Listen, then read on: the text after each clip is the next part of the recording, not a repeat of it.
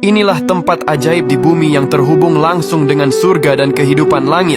Pernahkah kalian membayangkan ada tempat di bumi ini yang punya hubungan spesial dengan surga yang abadi?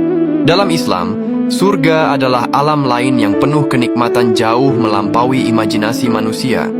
Namun, ada beberapa lokasi di bumi yang secara spiritual memiliki kedudukan sangat tinggi dan digambarkan memiliki keterkaitan langsung dengan kehidupan di atas langit seperti surga berdasarkan sumber-sumber Islam yang sahih.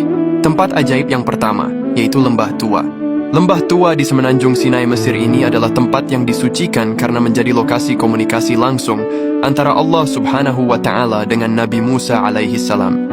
Keistimewaannya inilah yang membuatnya seolah-olah memiliki hubungan dengan surga. Di lembah inilah dahulu Nabi Musa melihat keajaiban yang ternyata itu adalah cahaya ilahi. Ia menerima wahyu pertamanya dari Allah, serta diperintahkan untuk memimpin Bani Israel. Al-Quran Surah Toha ayat 12 menyebut lembah ini sebagai tempat yang diberkahi dan disucikan. Inni ana rabbuka fakhla'na alaika innaka bilwadil muqaddasi tuwa. Adapun tempat ajaib yang kedua, yaitu Raudah di Masjid Nabawi Madinah. Tempat paling nyata yang disebut sebagai taman surga di bumi ini adalah Raudah Syarifah. Lokasinya berada di dalam Masjid Nabawi Madinah, tepatnya di area antara mimbar dan makam Nabi Muhammad. Nabi Muhammad pernah bersabda, "Di antara rumahku dan mimbarku adalah salah satu taman dari taman-taman surga." Hadis riwayat Bukhari dan Muslim. Ini adalah makna metaforis.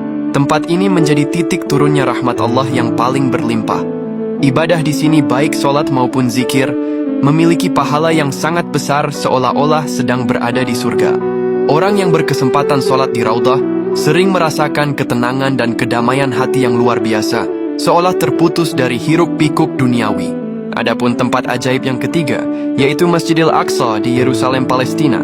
Masjid Al-Aqsa di Yerusalem adalah salah satu tempat paling suci, kiblat pertama umat muslim, dan memiliki hubungan langsung dengan perjalanan spiritual terbesar Nabi Muhammad ke langit dan surga. Inilah titik sentral yang menghubungkan bumi dan langit. Nabi Muhammad dahulu melakukan perjalanan Isra dari Masjidil Haram di Makkah menuju Al-Aqsa.